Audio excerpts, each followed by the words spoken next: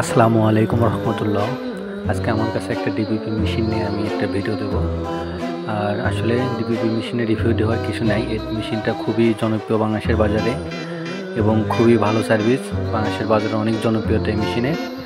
এই মেশিনটার প্রবলেম ছিল আপনার ফাইবার হোল্ডার যেটা, সেটার একটু রাবারগুলো ছিল না এবং অনেক প্রবলেম ছিল এবং ভি গ্রুপগুলো ভাঙ্গা ছিল। তা আসলে আমি সবসময় বলি ভি গ্রুপ একটি খুবই সেন্সিটিভ একটি জিনিস। এটা আসলে একবার নড়ে গেলে ভেঙে গেলে কোনোভাবেই এটা হতে চায় না এবং খুবই কষ্টকর বিষয়। এটা আমি অনেক যত্নশীলভাবে এটা লাগাইছি। সো এটা আমি এখন ফাইনালি যখন চেক দেবো এটা, এবং আমি এই ভিডিওটা আমি কাস্টমারকেও দেখাবো এবং আমি সবাইকে উদ্দেশ্য করেই দেওয়া আর কি, যে আপনারা ভি গ্রুপটা অনেক সেন্সিটিভলি, অনেক গুরুত্ব সহকারে, যত্ন সহভাবে আপনারা ইউজ করবেন, ভেঙে যেন না যায় সেটা সবসময় খেয়াল রাখবেন আপনি। সো আমি প্রথমে ফাইবার কেটে আমি ফাইবারটা বসাই দেব। এটা ফাইবার বসানো কমপ্লিট।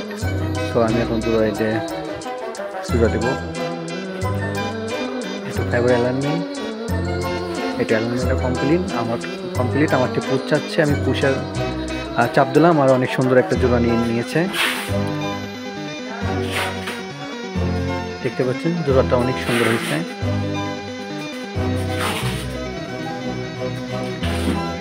এবং আমি যদি এটা ফুললি অটোতে জোড়াইতে চাই তাহলে অবশ্যই আমাকে সেকেন্ড মিনিটে গিয়ে পুশটা অনটাকে অফ করে দিতে হবে, তাহলে এটা অটো জোড়া নেবে।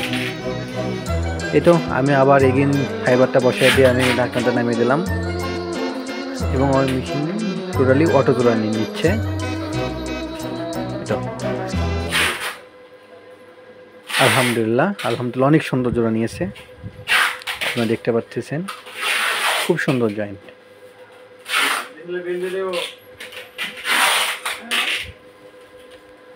অনেক সুন্দর জোড়া হয়েছে। আপনারা আসলে খুব সাবধান থাকবেন ভি গ্রুপ নিয়ে। আর হিটিংটা যদি আমি চেক করতে যাই, আলহামদুলিল্লাহ হিটিংটাও অনেক সুন্দর, অ্যাকুরেটলি কাজ করতেছে।